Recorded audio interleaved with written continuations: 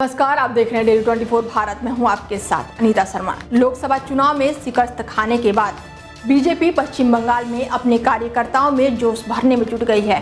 खुद केंद्रीय गृह मंत्री अमित शाह ने पश्चिम बंगाल का दौरा किया। उनका यह दौरा उस वक्त हो रहा है जब राज्य की मुख्यमंत्री और टीएमसी प्रमुख ममता बनर्जी अपनी राजनीतिक जीवन के एक मुश्किल दौर से गुजर रही हैं। कोलकाता के आरजीकर मेडिकल कॉलेज में डॉक्टर बेटी के साथ दुष्कर्म और उसकी हत्या के मामले में राज्य में भयंकर विरोध प्रदर्शन हुआ। डॉक्टरों ने लंबे समय तक हड़ताल किया। सुप्रीम कोर्ट ने पश्चिम बंगाल सरकार को कड़ी फटकार लगाई। इस घटना ने कहीं न कहीं दीदी की साख में रोक लगाए है। ऐसे में उचित मौका देकर बीजेपी अपने कैडर में जोश भरने में जुट गई है। वहीं अभी से 2026 की तैयारी में बीजेपी जुट गई है। इस बीच बीजेपी के सभी दिग्गज एक मंच पर आए। अमित शाह की मौजूदगी में सभी ने एक तरह से 2026 के चुनाव का टोन सेट करने का काम किया। गृह मंत्री अमित शाह ने कहा कि जब तक बंगाल में घुसपैठ होगी तब तक बंगाल का विकास नहीं हो सकता। 2026 में बीजेपी आए तो घुसपैठ बंद होगा।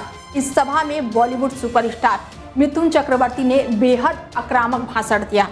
उन्होंने कहा कि उनके एक नेता ने कहा था कि हम यहाँ 70% हैं और हिंदू 30%। हिंदुओं को काट कर भागीरथी में बहा देंगे। मैं कहता हूं कि हम तुम्हें काट कर भागीरथी में तो नहीं बहाएंगे, लेकिन तुम्हें तुम्हारी जमीन पर फेंक देंगे। देखिए, हमारे यहाँ एक लीडर बोलता है कि हम 70% मुस्लिम हैं, 30% हिंदू, हम इनको काट के भागीरथी में बहा देंगे।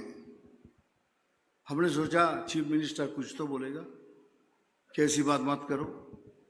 किसी ने कुछ नहीं कहा, लेकिन हम चीफ मिनिस्टर नहीं है, लेकिन हम तो बोलेंगे तुम काट के भागीरथी में फेंक दोगे, लेकिन एक दिन आएगा जब हम तुमको काट के भागीरथी में नहीं, तो भागीरथी हमारी माँ है, पुण्य माँ है, तुमको तुम्हारी जमीन के अंदर तुमको फेंकेंगे उधर। बता दें, कोलकाता पहुंचे गृह मंत्री अमित शाह ने बीजेपी के सदस्यता अभियान में भाग लिया और 2026 में होने वाले विधानसभा चुनाव की रूपरेखा तय की। हाल ही में लोकसभा चुनाव में 18 से 12 आने के बाद पार्टी कार्यकर्ताओं में उत्साह भरते हुए शाह ने लंबे समय तक आंदोलन का मार झेल चुकी ममता सरकार पर जमकर बरसे।